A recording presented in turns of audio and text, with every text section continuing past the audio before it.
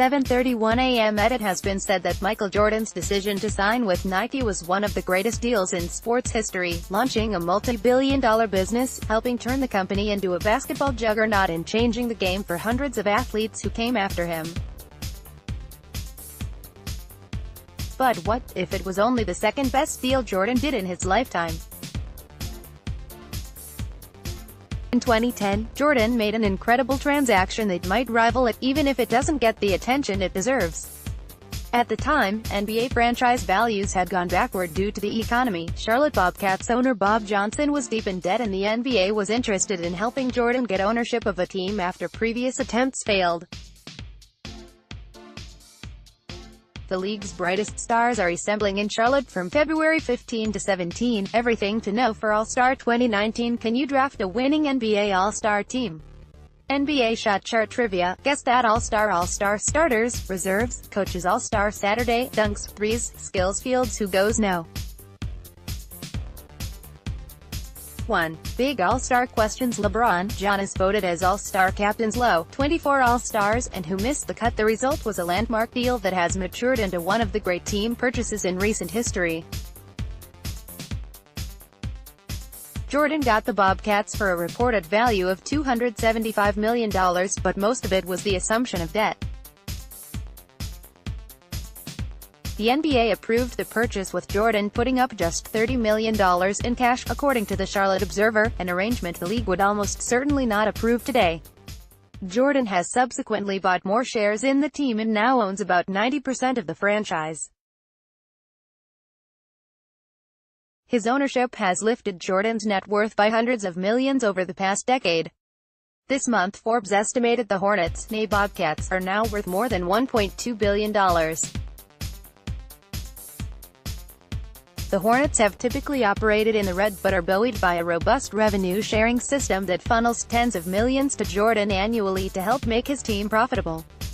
For example, between 2012 and 2017, league documents showed Jordan's fellow owners sent him more than $130 million in revenue assistance.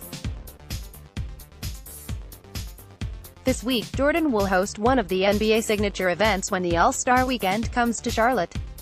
The city spent $34 million to help renovate the Spectrum Center to prepare for the event. When LeBron James arrives to lead Team LeBron against Team Giannis, he will do so with admiration for what Jordan has done.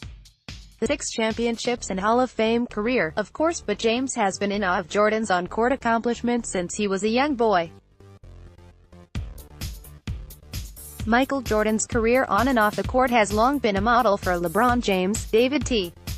Foster 3, Charlotte Observer, MCTV. A Getty image. Jordan's maneuvers and deal-making to become the controlling owner of an NBA franchise has captured James's attention new as James matured from basketball star to businessman. James and business partner Maverick Carter have made it clear their goal is sports team ownership in the future. Just as with his playing career, when James has charted his own course but often looked toward Jordan for inspiration, someday James hopes to be hosting his own All-Star Weekend.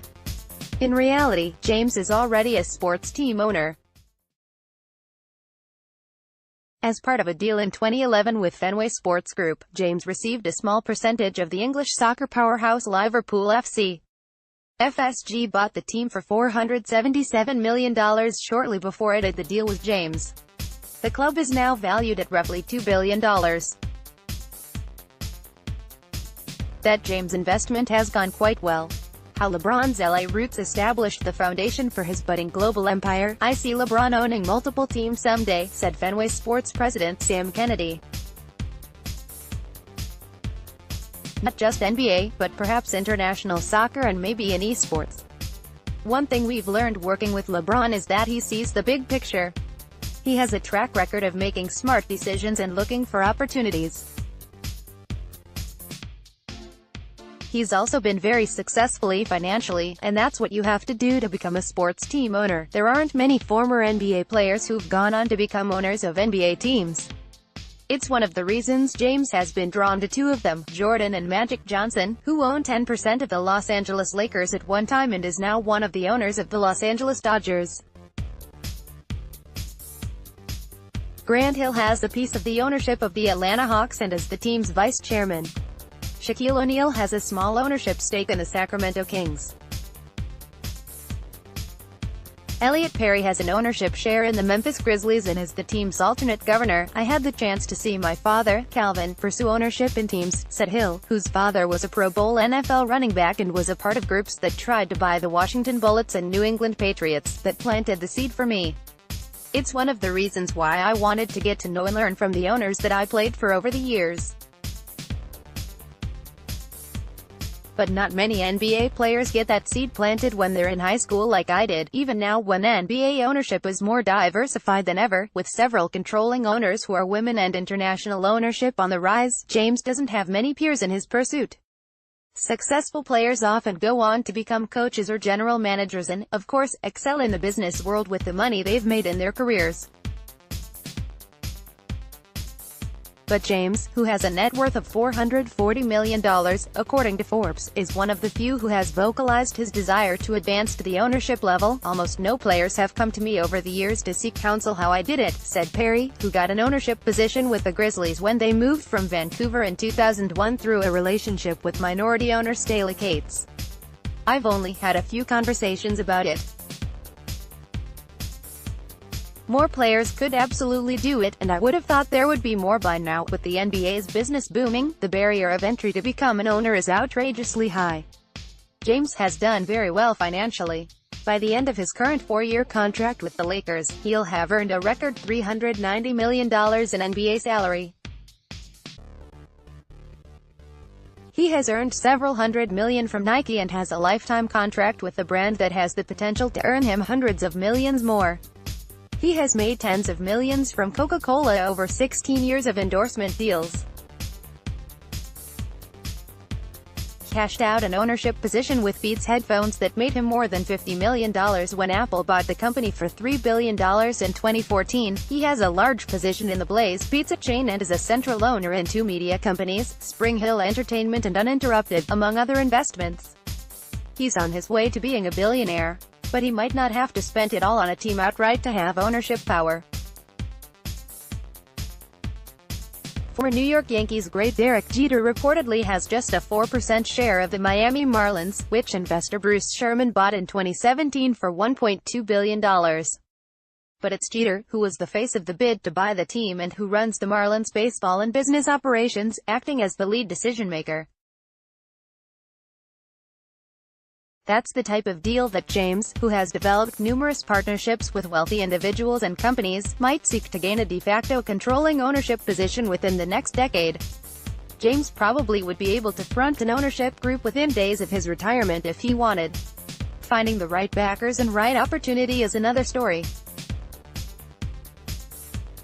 Like Jordan, who became a minority owner of the Washington Wizards shortly after his second retirement, it's something James is already working on as his playing days wind down. LeBron has figured the league out and taken a hold of his career in a unique way, Perry said. He's tremendously smart in the way he conducts himself on and off the court. It's been intentional, and he can change the conversation about cracking the ceiling for more players to become owners. He'll find the right place and time. That's what Michael Jordan did, and that's how LeBron will do it too. The Timberwolves appear to be headed back to the NBA lottery again this season. David Sherman, NBA via Getty Images. The Timberwolves have made 2 major changes during the season, hoping to shake up what has been a disappointing roster. After a month-long standoff with Jimmy Butler, they traded him to Philadelphia in November. And in the first week of January the team fired coach Tom Thibodeau, replacing him with the energetic Ryan Saunders, whom the players seem to love. Brian Windhorst, Jackie McMullen and Tim McMahon discuss the fallout behind the Pelicans and Lakers non-trade. Listen now. Neither measure has shaken the team from the doldrums for long. The Wolves went 9-3 in their first dozen games after the Butler trade but are just 13-18 since and head into Wednesday's game against Houston in 12th place in the West and 4 games out of the last playoff spot. It's fair to point out one of the prime pieces from that trade, Robert Covington, has missed the past 19 games with a severe ankle injury that has contributed to that slide. The Wolves were 19-21 when Thibodeau was let go and are 7-9 under Saunders. The team's defense, which has been a culprit throughout the past few seasons, has slipped some since Saunders took over and is allowing almost 4 more points per 100 possessions. Andrew Wiggins, who was expected to get a boost when Butler was moved, is having a miserable shooting season. He's shooting under 40% overall and just 33% on mid-range jumpers, second worst in the league among players with at least 250 attempts, according to ESPN stats. He's shooting a woeful 48% in the paint, the worst of his career. And he's not even getting fouled, he gets just 4.4 free throws per game. He averaged 7 per game during his second season in 2015-16. There appears to be a chance owner Glenn Taylor will make changes to his front office after the season. Current GM Scott Layden is a Thibodeau hire, but what exactly can be done with this team is a riddle. There are a few bright spots with Karl Anthony Towns headed for the All-Star game and Derrick Rose's resurgent season. But overall, this season has been a huge letdown after the Wolves broke their 13-year playoff drought last year. They had such momentum and promise 2 years ago after acquiring Butler, and they've only rarely shown flashes since. The Seattle group that tried to buy and relocate the Sacramento Kings in 2012 isn't giving up. Chris Hansen, the lead investor, has sent a letter to the Seattle mayor and city council once again asking for a street closure that would clear the way for a privately financed arena for an NBA team in the city's Soto district. The group thought it would win approval for the street closure in 2016 but lost a vote in the council. In December, Seattle was officially awarded an NHL expansion franchise to start in 2021. The team will play in a massively renovated Key Arena. The operators of the new arena, Oakview Group, have designed the arena to accommodate an NBA team as well and believe a second arena is unnecessary. Beyond all the politics and traffic issues in this matter, what is important seems to be these investors still firmly believe an NBA franchise will land in Seattle in the near term. Hansen's group has taken the position that the revenue demands for a modern NBA team will make it hard to share an arena with an NHL team and the Oakview Group. NBA Commissioner Adam Silver continues to dismiss expansion at the current time. But with plans in place to allow for NBA-level locker rooms and amenities in the new Key Arena and Hansen readying another billion-dollar arena bid, there's a lot of wealthy folks in one of America's wealthiest cities hedging that an opportunity is coming.